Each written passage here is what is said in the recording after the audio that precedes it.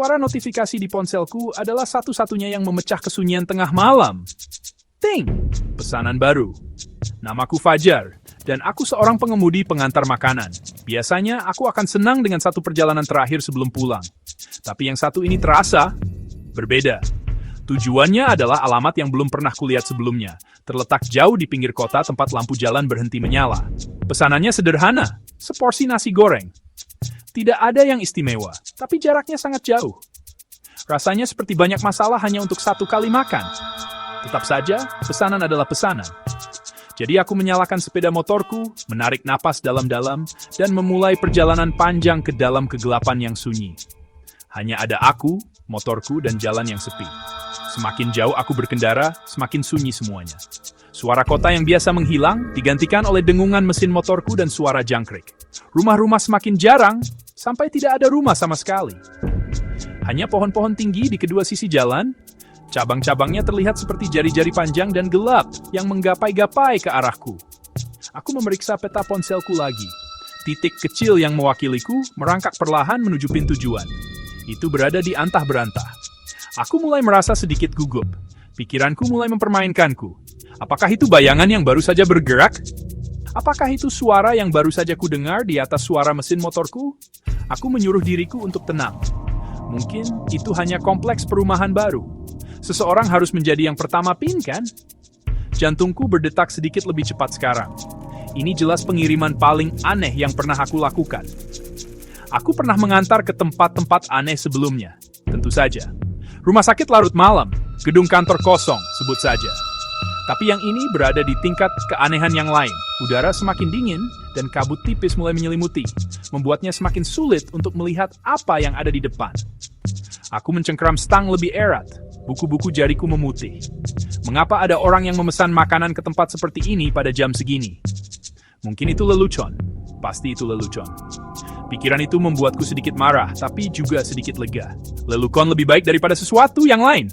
Aku hanya ingin menyelesaikan ini dan pulang. Akhirnya, setelah terasa seperti selamanya, ponselku mengumumkan, Anda telah tiba di tujuan Anda.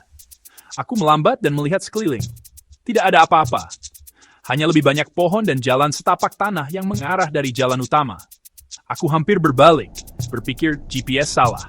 Tapi kemudian aku melihatnya. Di ujung jalan setapak pendek yang tidak beraspal, berdiri sebuah rumah tunggal. Itu tua dan gelap, tanpa lampu menyala di dalam maupun di luar. Itu terlihat benar-benar ditinggalkan. Ini pasti salah. Aku memeriksa alamat di aplikasi lagi. Cocok. Ini tempatnya. Tugasku adalah mengantar nasi goreng ke rumah yang gelap dan sunyi ini di tengah hutan yang menyeramkan. Bagus. Bagus sekali. Aku memarkir sepeda motorku, membiarkan mesinnya menyala. Lampu depannya memotong jalur terang menembus kegelapan, menyinari langsung pintu depan rumah. Itu terbuat dari kayu gelap, dengan cat yang mengelupas dan gagang yang berkarat. Tidak ada lampu, tidak ada suara. Seolah-olah rumah itu menahan napas, menungguku. Aku memanggil, "Halo? Pengiriman makanan!" Suaraku terdengar kecil dan lemah di tengah kesunyian yang mencekam. Aku menunggu sebentar. Lalu semenit lagi, tidak ada apa-apa. Aku memeriksa ponselku. Mungkin pelanggan meninggalkan catatan. Tidak ada apa-apa di detail pesanan. Ini mulai konyol. Aku akan membatalkan pesanan dan pergi. Tapi kemudian ponselku bergetar dengan pesan baru. Pesan itu dari pelanggan. Itu pendek dan langsung. Silakan masuk. Pintunya tidak terkunci.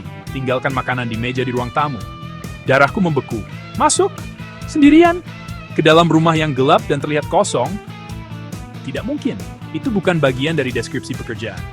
Aku seharusnya menyerahkan makanan kepada pelanggan di pintu, bukan menjadi karakter dalam film horor. Aku mengetik balasan, "Maaf, saya tidak bisa melakukan itu. Bisakah Anda datang ke pintu?" Aku menekan kirim dan menunggu. 3 titik kecil yang menunjukkan seseorang sedang mengetik muncul, lalu menghilang, lalu muncul lagi. Seolah-olah mereka berpikir dengan hati-hati tentang apa yang harus dikatakan. Pesan lain tiba.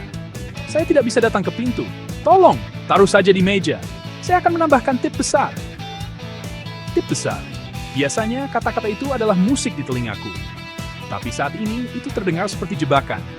Mengapa mereka tidak bisa datang ke pintu? Apakah mereka sakit? Atau tua? Pikiranku berlomba-lomba mencari semua penjelasan logis, tapi tidak ada yang terasa benar. Seluruh situasi berteriak bahaya, tapi bagian lain dari diriku hanya lelah. Aku sudah datang sejauh ini. Aku hanya ingin menyelesaikan pekerjaan dan mendapatkan uangku. Mungkin aku terlalu memikirkannya. Apa hal terburuk yang bisa terjadi? Aku hanya akan masuk, menjatuhkan makanan, dan lari keluar. Mudah. Melawan penilaianku yang lebih baik, aku memutuskan untuk melakukannya. Aku mengambil wadah makanan, menarik napas dalam-dalam, dan berjalan menuju pintu depan.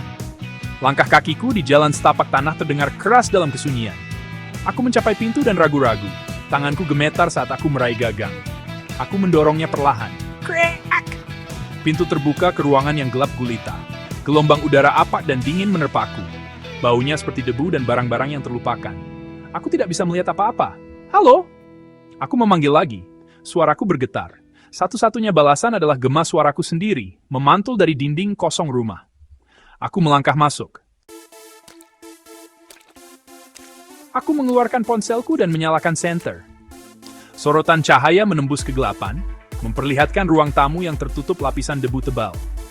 Perabotan tua dan tertutup spray putih, seperti hantu yang menunggu di ruangan yang sunyi. Di tengah ruangan ada meja kayu kecil, persis seperti yang dikatakan pesan. Itu satu-satunya perabotan yang tidak tertutup spray. Itu terlihat bersih, hampir seperti menungguku. Aku berjalan ke sana. Sepatu botku meninggalkan jejak kaki di debu di lantai. Aku meletakkan wadah nasi goreng di meja. Pekerjaan selesai, saatnya keluar dari sini. Saat aku berbalik untuk pergi, cahayaku jatuh ke dinding. Dan apa yang kulihat membuat jantungku berhenti. Dinding itu dipenuhi foto-foto. Puluhan dalam berbagai bingkai. Tapi itu bukan foto keluarga yang aneh. Itu adalah foto-fotoku. Ada fotoku saat bayi, tersenyum dalam pelukan ibuku. Yang lain fotoku di hari pertama sekolah dengan ranselku yang kebesaran.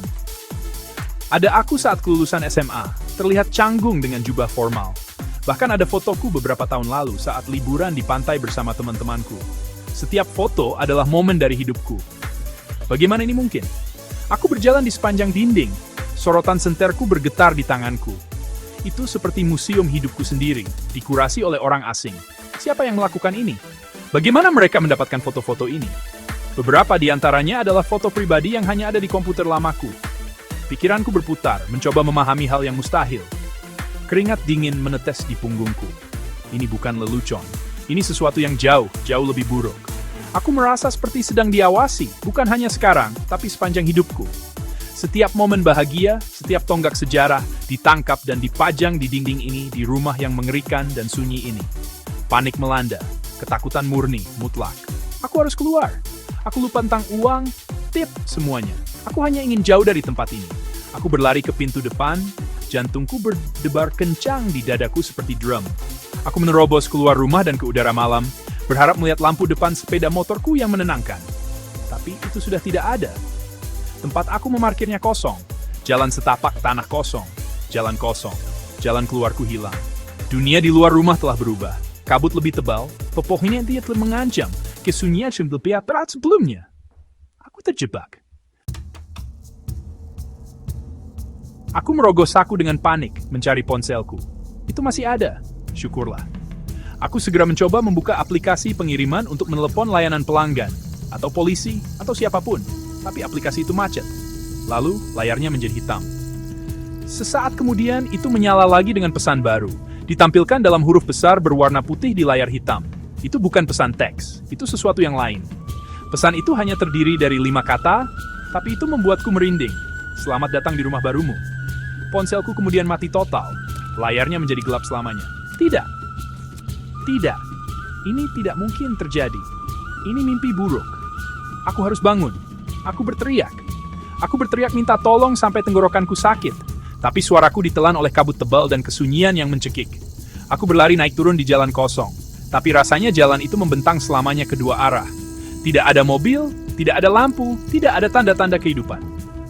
Hanya aku dan rumah yang menakutkan ini. Kalah dan gemetar ketakutan, aku tersandung kembali ke arah rumah. Itu satu-satunya bangunan di sekitar. Mungkin orang itu masih di dalam. Mungkin mereka bisa menjelaskan apa yang terjadi. Saat aku mendekati ambang pintu yang terbuka, aku melihat sesosok berdiri di ruang tamu, bermandikan cahaya samar yang menyeramkan. Jantungku melonjak ke tenggorokan. Siapa itu? Halo! Aku berhasil berbisik, suaraku pecah. Sosok itu perlahan berbalik, dan aku melihat wajahnya. Itu wajahku. Dia adalah aku. Dia mengenakan pakaian yang persis sama, jaket pengiriman hijau yang sama, celana jeans lusuh yang sama. Dia terlihat lelah, persis seperti yang kurasakan, tapi ada kilatan aneh di matanya. Harapan, lega, dia menatapku, senyum lambat dan sedih terbentuk di bibirnya. Aku berdiri di sana, membeku tidak bisa memproses apa yang kulihat. Itu seperti melihat ke cermin, tapi pantulannya hidup dan terpisah dariku. Dia melangkah ke arahku, dan aku mundur selangkah. Dia mengangkat tangannya, seolah menunjukkan dia tidak bermaksud jahat. Dia melihat ke belakangku, ke arah jalan yang gelap dan berkabut di luar. Suaranya adalah bisikan serak, salinan sempurna dari suaraku sendiri. Aku sudah menunggu begitu lama, katanya. Dia melangkah lagi, melewatinya ke arah pintu. Dia berhenti dan menatapku. Matanya dipenuhi campuran aneh antara rasa kasihan dan kemenangan. Dia menunjuk nasi goreng yang masih tergeletak di meja. Kau harus makan itu, katanya. Kau akan berada di sini untuk sementara waktu. Lalu, dia berjalan keluar pintu dan menghilang ke dalam kabut. Dan aku tahu, aku adalah penghuni baru rumah itu. Giliranku untuk menunggu. Dan sekarang, gilirannya untuk keluar.